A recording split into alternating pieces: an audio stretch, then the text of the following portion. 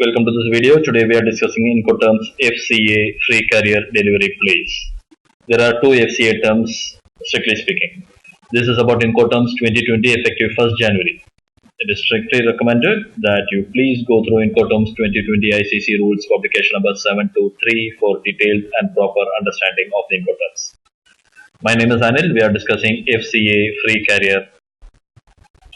One of the FCA terms is free carrier seller's place of delivery. It's a place of the seller. Just like X works, the seller delivers at his own place. The seller delivers by placing the goods at buyer's disposal, loaded onto arrived buyer's means of transport within the agreed period at the named place.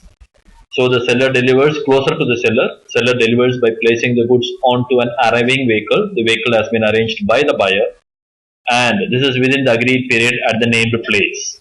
It is cleared for export, and it can also be goods so procured. The procuring of the goods so delivered can also be counted as FCA, not necessarily placing the goods by seller himself. So the seller delivers by placing the goods at buyer's disposal, loaded onto the arrived buyer's means of transport. The means of transport arranged by the buyer should have arrived, and it should be within the agreed period at the named place. This place is usually closer to the seller. The goods are cleared for export, and it can also be goods procured, so delivered goods that is procured. The buyer should notify for the shipment. The other alternative FCA is carrier's premises. The earlier FCA is the seller's place of delivery, next is carrier's premises. So you are delivering at the carrier's place. In the first case, you are delivering at the seller's place. So when you are delivering at carrier's place, seller delivers by placing the goods at carriers nominated by the buyer. By delivering the goods at buyer's disposal, the seller delivers by placing the goods at buyer's disposal,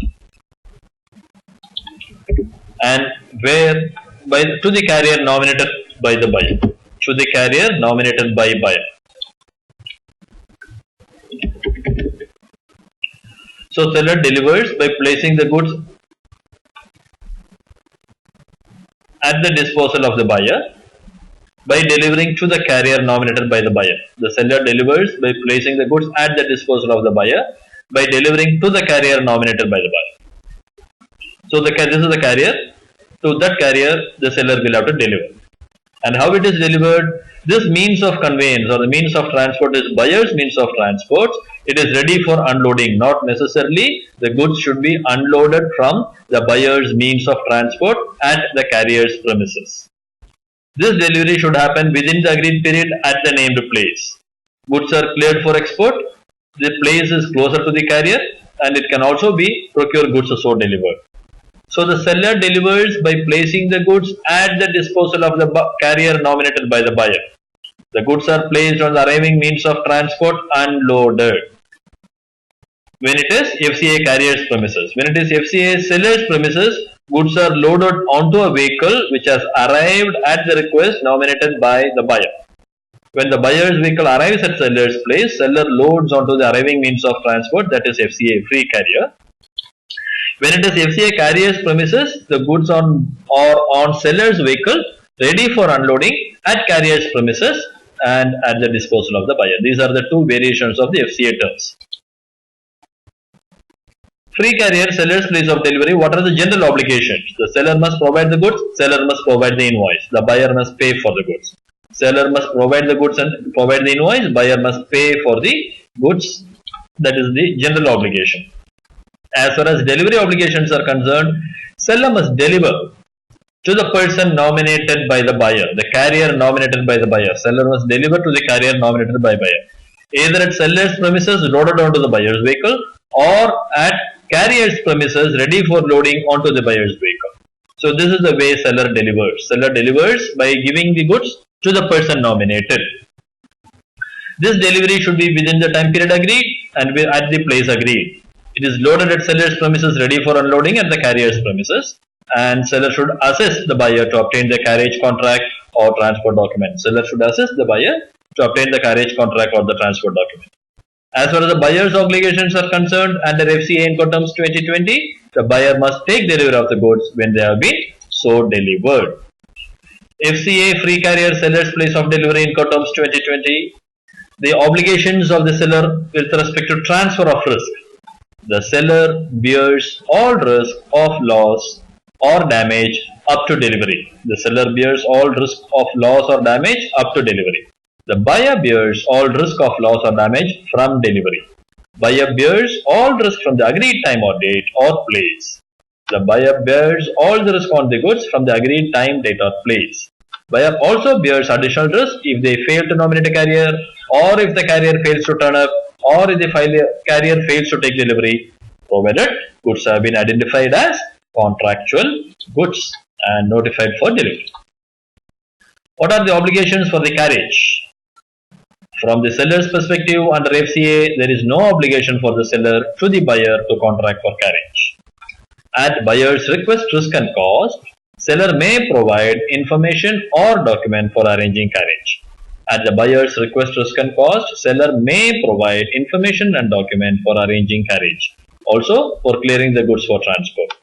Seller has no obligation for contracting for the carriage towards the buyer. At buyer's request and cost, seller may arrange for contract for carriage. Seller may arrange for information or document for transport, or for clearance, or even arrange for contract for carriage.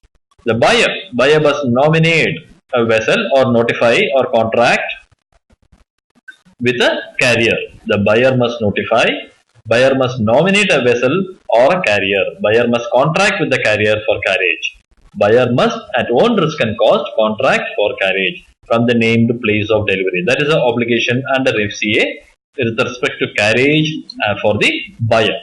Regarding insurance, the responsibility of the buyer, there is no obligation towards the seller. And the responsibility of the seller, there is no obligation towards the buyer.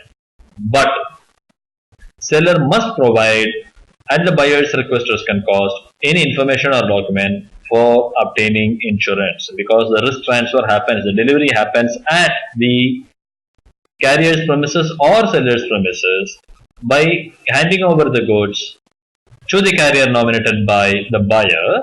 Insurance is for the account of buyer, because the risk transfer happens or cost transfer happens at this point. So, buyer will arrange for insurance, but seller has to provide information, if any, sought at buyer's request, risk and cost. With respect to delivery document under Free Carrier INCOTERMS 2020, the seller's obligation is to provide the buyer usual proof of goods. The seller should provide the buyer usual proof of goods, which is normally called a goods receipt note, GRN. Unless this is a transport document, at buyer's request, risk and cost, seller should obtain transport document. At buyer's request, risk and cost, seller should obtain transport document. Must not expect onboard location on the BL. The buyer or any other party must not expect an onboard notation on the BL, because the delivery is happening to the nominated carrier. The delivery is happening most probably at a place, not necessarily at a port. So, the onboard notation of a BL is not possible most of the time. FCA is an Incoterm used for any means of conveyance. FCA is an Incoterm used for multimodal transport. So, it is possible that the carrier takes control of the goods at an inland place. So, onboard notation on the BL is not possible. What can be expected? A received for shipment BL. What can be expected as a document for delivery is a received shipment for BL. So, when we say with respect to the carriage, there is no responsibility for the seller, but at buyer's request, seller may arrange for contract for carriage. There will be a contract for carriage from the place of delivery to the named destination or whatever. But the transport document need not evidence onboard notation. It might at best evidence a received for shipment as a BL. With respect to buyer, buyer must, as an obligation, accept delivery document so presented. FCA INCOTERMS 2020 seller's obligation towards clearances. The seller must carry out and pay for formalities for license, security clearance, pre-shipment inspection for export.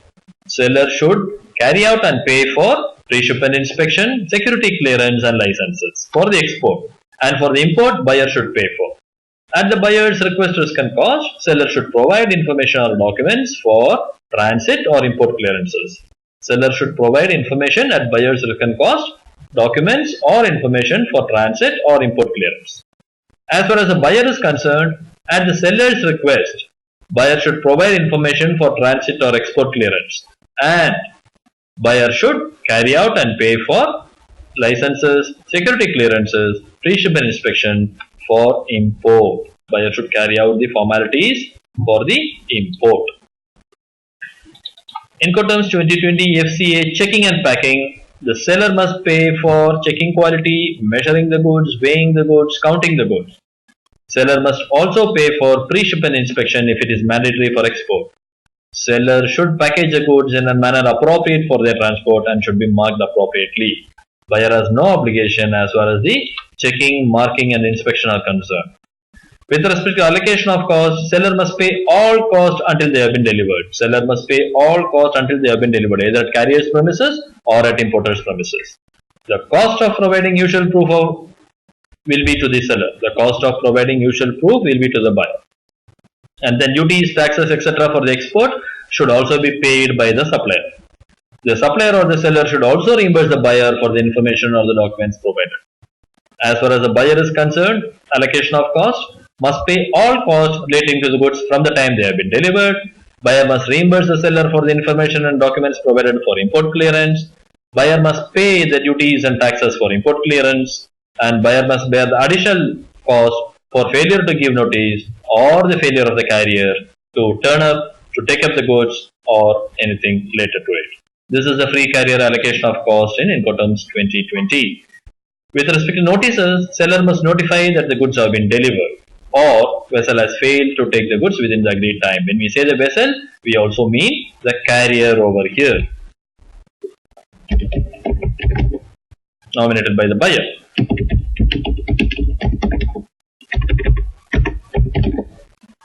As far as the buyer's obligations are concerned, buyer must give sufficient notice if eligible regarding the nominated carrier. And about the loading point and delivery date, at which point they will pick up and what date they will pick up. The buyer must also notify the security or transport related information, if any, that is required. So we have been talking about FCA free carrier INCOTERMS 2020. Please watch out for further details on further videos on other INCOTERMS. In summary, seller delivers by placing the goods at the buyer's disposal, either loaded onto the buyer's collecting transport or ready for unloading for further loading into the carrier's transport. It should be within the agreed period at the named place. The goods are cleared for export and it will be at the place nominated by the buyer. Goods are ready for unloading from the seller's vehicle. There is no obligation for any delivery document, but at buyer's risk and cost, seller may provide documents or information for export clearance, for transit. The seller may also contract for carriage at the buyer's request, risk and cost. At best, what can be expected is a receipt for shipment because it might in all probability be an inland place and not a port. The risk is transferred to the buyer, so insurance has to be taken care by the buyer. As far as the delivery document is concerned, it could be a simple delivery note. If any further documents are required, buyer has to pay for and request for the same. Thanks for watching this video. Please keep coming back for other INCOTERMS. Thank you.